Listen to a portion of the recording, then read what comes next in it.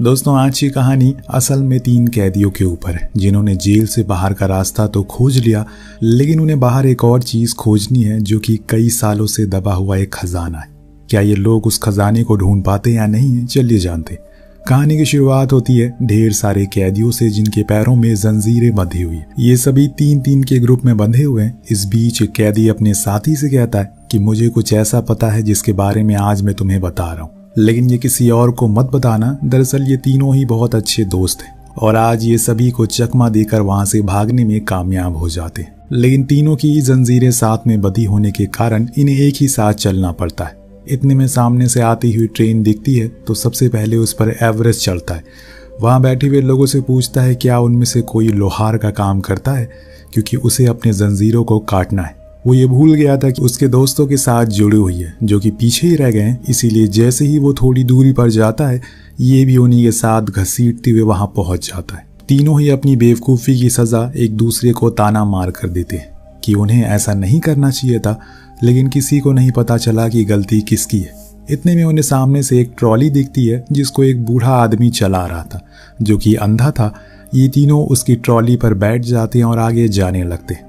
कुछ देर बाद वो बूढ़ा आदमी उनसे कहता है कि तुम जिस रास्ते पर चल रहे हो वो एकदम सही है। तुम्हें जल्दी ही मंजिल और कुछ ऐसा मिलने वाला है जिसकी उम्मीद तुमने कभी नहीं करी थी।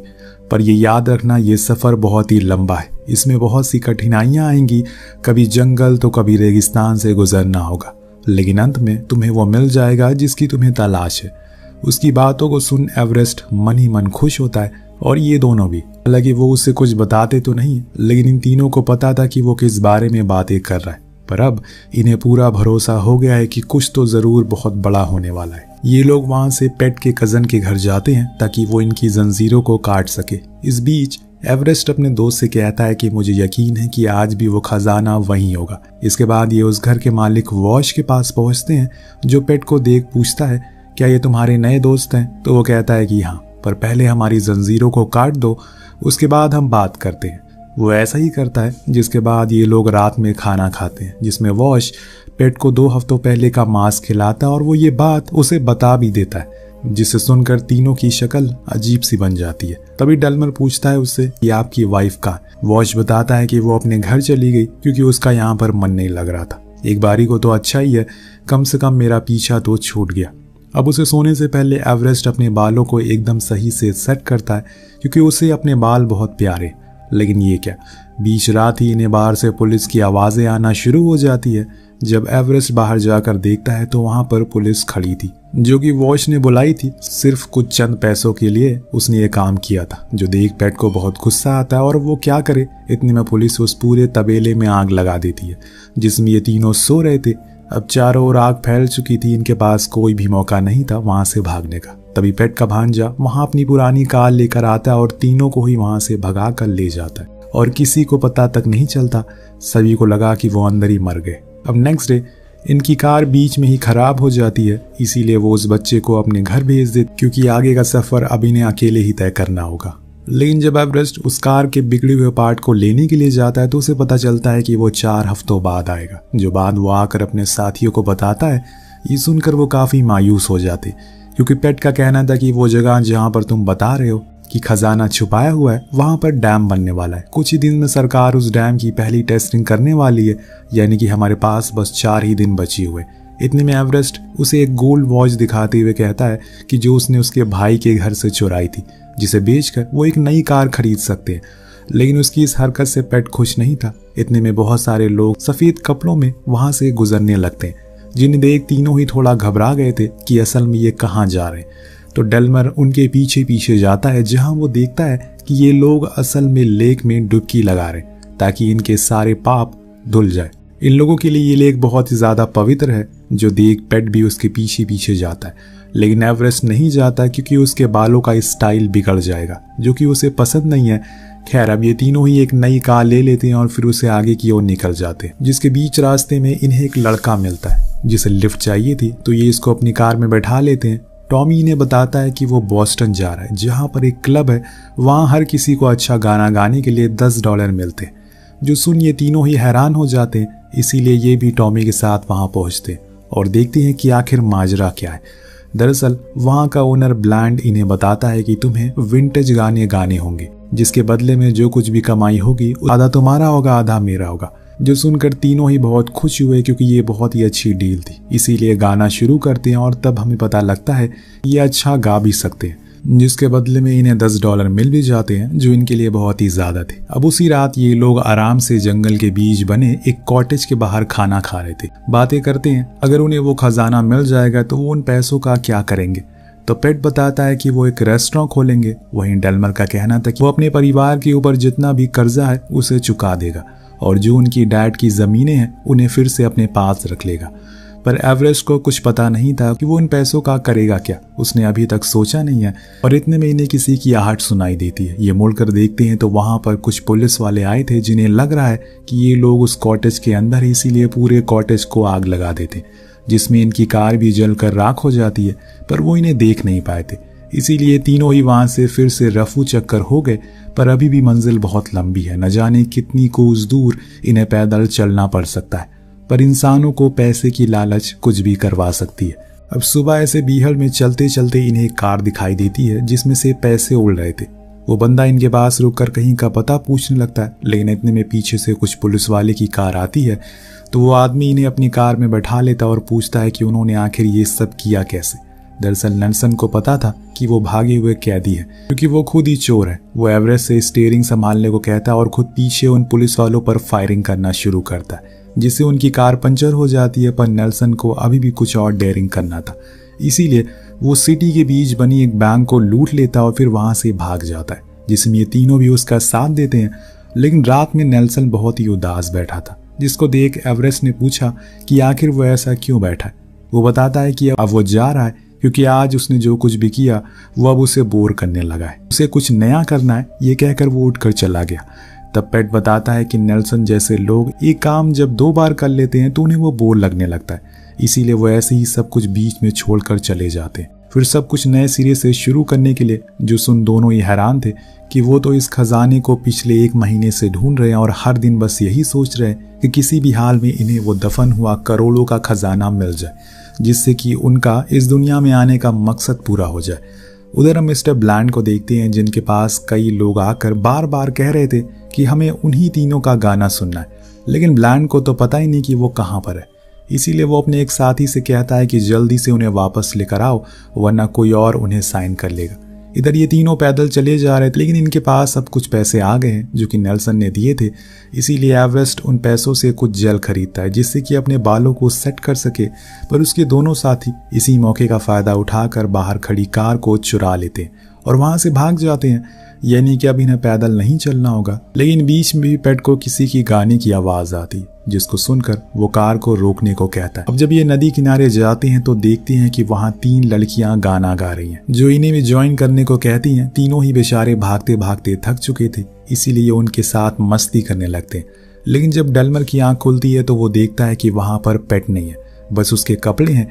वो फौरन एवरेस्ट को इस बारे में बताता है। इतने में डेल्मर की नजरें पेट के कपड़ों पर पड़ती है, जिसके अंदर से एक मेंढक बाहर निकलता है, जिसको वो पकड़कर कहता है कि बेचारा मेरा प्यारा दोस्त एवरेस्ट, उन लड़कियों ने इसे मेंढक बना दिया। पर एवरेस्ट इस बात को मानने को राजी नहीं था। लेकिन डेल्मर को तो उसको कार में लेकर आ जाता और कहता है कि हम इसको किसी जादूगर के पास लेकर जाएंगे ताकि फिर से इसको इंसान वो बना सके। इसी बीच ये लोग एक होटल खाना खाने के लिए रुकते हैं, जहाँ पर इन्हें बॉबी नाम का बंदा मिलता है, जो कहता है कि मैं तुम्हें कार बनाना सिखा सकता हूँ ताकि तुम लोगों को आगे जाकर कोई दिक्कत ना हो। अब ये सुन डेल्मर तो तुरंत ही मान जाता है, क्योंकि उन्होंने बहुत पैदल चला था। अब अगर कार फिर से खराब हो गई तो ये पैदल नहीं चल सकता, और इसीलिए लोग बॉबी के लिए ढेर सारा खाना पैक करवाते हैं, फिर किसी खेत में ले जाकर खाना शुरू करते। पर वहाँ बॉबी इन्हें कार सिखाने के बजाय इन्हें ही बजा देता है और इनके सारे पैसे, कार, सब कुछ छीन कर भाग जाता है। यहाँ तक कि वो पेट को भी मार देता है, मीन्स कि वो उस मेंढक को। ऐसा डेल्मर को लगता है। अब जब वो होश में आता है, लेकिन कहानी तो कुछ और ही है। दरअसल पेट को तो पुलिस ने पकड़ लिया और अब वो उस पर बहुत ही भयानक जुल्म कर रही है। बार बार उसे पूछ रहे हैं कि उसके 2 दोस्त कहाँ हैं, लेकिन वो कुछ नहीं बताता। लेकिन जब वो लोग उसे फांसी पर चढ़ाने लगते हैं तो पेट की पैंट गीली हो जाती है और वो वहीं नदी तक जो कुछ भी हुआ सब कुछ बता देता है। वहाँ एक और ये दोनों बेचारे अपना मुंह फुड़वा कर जब वापस आ रहे थे तो इन्हें बीच रास्ते में कुछ कैदी दिखते हैं जो रोड बना रहे थे। जिसमें से एवरेस्ट को पेट भी दिखाई देता है। लेकिन उसे यकीन नहीं हो रहा था कि वो वही है, इसीलिए वो डेल्मर से पूछता है क्या उसका कोई जुड़वा भाई है। लेकिन अब ये दोनों तो वहाँ से निकल जाते हैं। लेकिन जब शहर पहुँचते हैं तो एवरेस्ट अपनी बेटी से मिलता है, जो उसे बताती है कि मम्मी अब किसी और आदमी से शादी करने वाली। हमें तो उन्होंने बताया कि आप ट्रेन से कट कर मारे गए। अब ये सुनकर एवरेस्ट पास वाली शॉप पर जाता है जहाँ पर उसकी बीवी अलीना थी। वहाँ वो उसे गुस्से में पूछता है कि उसने अपने दोस्तों से झूठ क्यों कहा कि वो मर गया। तो वो कहती है कि आखिर मैं उनसे क्या कहती कि तुम जेल में हो। इतने में वहाँ पर उसका फियांसे आकर एवरेस्ट को बहुत मारता है और फिर दुकान से बाहर फिकवा देता है। बेचारा एवरेस्ट इतनी दूर से आया अपनी जान जोखिम में डालकर सिर्फ अपने परिवार से मिलने के लिए। यहाँ तो उसे कुछ और ही देखने को मिल गया। दोनों ही थिएटर जाते हैं कुछ मूवीज को देखने के लिए, जहाँ एवरेस्ट एक अच्छे दोस्त की तरह उसको सलाह देता है कि औरतों से हमेशा दूर रहना, वरना तुम खुद को ढूंढते रह जाओगे। इतने में वहां पर कुछ कैदी आते हैं जिनको आज फिल्म दिखाने के लिए लाया गया था, जिसमें पेट भी था। वो इन दोनों के पीछे ही बैठा हुआ था, जिसको देखकर डेल्मर कहता है कि यार तू जिंदा है, मैंने सोचा कि तू मेंढक बन गया। दोनों ने एक अच्छे दोस्त की तरह उसे फिर से जेल से बाहर निकाल लिया, जिसमें उन्हें थोड़ी चोटें भी आई, लेकिन कोई फिक्र नहीं है। पर यहाँ पेट उन्हें बताता है कि यार अब हमें वो खजाना कभी नहीं मिलेगा, क्योंकि मैंने पुलिस को सब बता दिया। वो लोग मुझे मारने ही वाले थे, मेरे पास कोई और चारा नहीं था। तभी एवरेस्ट ने कहा कि ऐसा कोई खजाना है ही नहीं, मैंने तुमसे झूठ कहा। जो सुन डेल्मर ने कहा यार तुमने ऐसा क्यों किया, मेरे 2 हफ्ते बाद मेरी सजा पूरी होने वाली थी, अब मुझे 50 साल की सजा होगी क्योंकि मैं जेल से भागा हूँ। तो एवरेस्ट रोते हुए कहता है कि मैंने ये सब अपने परिवार के लिए, अपनी बीवी के लिए किया, कि वो अकेले कैसे सब कुछ संभाल रही होगी। ये सोचकर मैं उस दिन तुम्हें लेकर भाग गया, क्योंकि तुम मेरे साथ बंधे हुए थे, ऐसे बिना वजह के तुम कभी नहीं भागते। लेकिन आज मुझे कुछ भी हासिल नहीं हुआ, सब कुछ बर्बाद हो गया। उसकी बातें सुन पेट उसे मारने के लिए आगे बढ़ता है, लेकिन तभी ये कुछ अजीब सी आवाजें सुनते हैं। दरअसल वहां से कुछ ही दूरी पर कुछ कल्ट लोग टॉमी की बलि दे रहे थे, जिसको बचाने के लिए उन्हीं के जैसे कपड़े पहनकर उनमें घुस जाते हैं। लेकिन वहां पर बॉबी भी मौजूद था, जिसने एवरेस्ट को उस मास्क में भी पहचान लिया। वो चारों के पीछे भागता है, लेकिन वजन ज्यादा होने के कारण कुछ ही देर में थक कर वहीं बैठ गया। ये लोग वहां से भाग निकले। इसके बाद ये पहुंचते हैं एक पार्टी में, जहां पर काफी बड़े बड़े लोग आए थे। उसी में अलीना भी शरीक थी अपने हस्बैंड के साथ। इसीलिए एवरेस्ट अपने साथियों से जाकर वहां से बात करने की कोशिश करता। इस टाउन का गवर्नर भी वहां मौजूद था। अब इलेक्शन की गहमा गहमी के कारण वो आजकल लोगों के बीच काफी जा रहा है, जो कि उसके बारे में बुरा भला कहना शुरू कर देता है। इधर एवरेस्ट अलीना से हाथ जोड़कर कहता है कि प्लीज वापस आ जाओ, लेकिन वो मानने को राजी नहीं थी। तो ये तीनों अपना गाना सुनाने लग जाते, जो सुन सभी इनकी ओर देखने लग गए थे।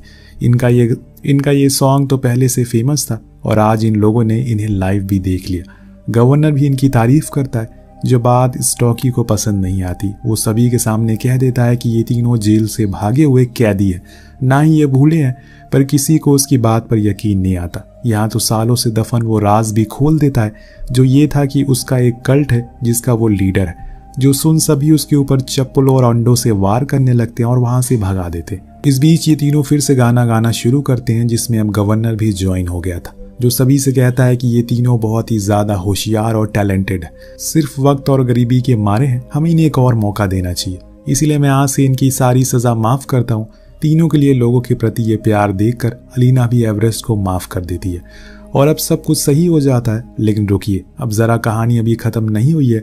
बाहर निकलते टाइम एवरेस्ट नोटिस करता है कि अलीना के हाथ में उसकी दी हुई रिंग नहीं है। तो वो बताती है कि वो तो उसने उसके घर में ही रख दी, क्योंकि उसकी किसी और से शादी हो गई थी। लेकिन अब मैं तुम्हारी फिर से होना चाहती हूँ। तो एवरेस्ट कहता है कि कोई बात नहीं, तुम अपने एक्स हस्बैंड की रिंग से ही शादी कर लो। लेकिन अलीना को वो रिंग चाहिए थी, क्योंकि वो एक दूसरी की रिंग पहनकर क्यों घूमेगी, जबकि उसका हस्बैंड तो वो है। अब यहाँ एवरेस्ट के लिए मुसीबत और पड़ गई थी, क्योंकि घर तो बहुत दूर है, उसके पास इतने पैसे भी नहीं है कि वो दूसरी रिंग को खरीद सके। इसीलिए एक ही रास्ता है, वहां जाकर उसे ढूंढे। तो तीनों ही वहां पर जाते हैं, लेकिन वहां तो किसी की कब्र खुद रही थी। जी हाँ, इन्हें आखिरकार पुलिस ने पकड़ लिया। जेलर से ये कहते हैं कि आपको कोई गलतफहमी हुई है, गवर्नर ने हमारी सजा को माफ कर दिया। पर वो कहता है कि मैंने इसके बारे में कुछ नहीं सुना। तीनों को ही फांसी के फंदे पर लटकाने की तैयारी शुरू होने लगती है। तब एवरेस्ट ऊपर देखता है और गॉड से प्रे करता है कि हे भगवान कुछ चमत्कार कर दे। तभी वहां पर तेज बारिश आ जाती है और पूरा इलाका पानी में डूब जाता है, जिसमें वो पुलिस वाले भी मारे जाते हैं। पर ये तीनों ही एक टेबल को पकड़कर ऊपर आते हैं। जिसमें इन्हें वो रिंग भी मिल जाती है जिसको लेकर वो अलीना के पास जाता है। पर वो कहती है कि ये क्या, ये तो उसकी आंट की रिंग है। अब ये सुन एवरेस्ट का माथा गर्म हो जाता है। एक तो उसने अपनी जान पर खेल कर इस रिंग को ढूंढा है और अब ये चोचलेबाजी, लेकिन वो फिर भी उसे मनाने की बहुत कोशिश करता है। और उसी के साइड में हम उस बूढ़े आदमी को देखते हैं जिसे कहानी की शुरुआत में हमने देखा था। वो वहीं से गुजर रहा था। शायद वो जिस खजाने की बात कर रहा था वो तीनों की आजादी ही थी, जिसको पाने के लिए इन्होंने हर बार उन कठिनाइयों का सामना किया और उस चीज से लड़े जिसे ये कभी डरा करते थे। और अंत में इन्हें अपने हुनर को भी पहचानने का मौका मिल गया, यानी कि अब तो ये सेटल हो चुके हैं। बस अलीना मान जाए, वरना एवरेस्ट को फिर से औरतों से नफरत हो जाएगी। इसी के साथ ये कहानी यही खत्म हो जाती है। तो आपको कहानी कैसे लगी कमेंट में जरूर बताएगा। मिलते हैं अगली वीडियो में। Thank you so much watching. Peace out.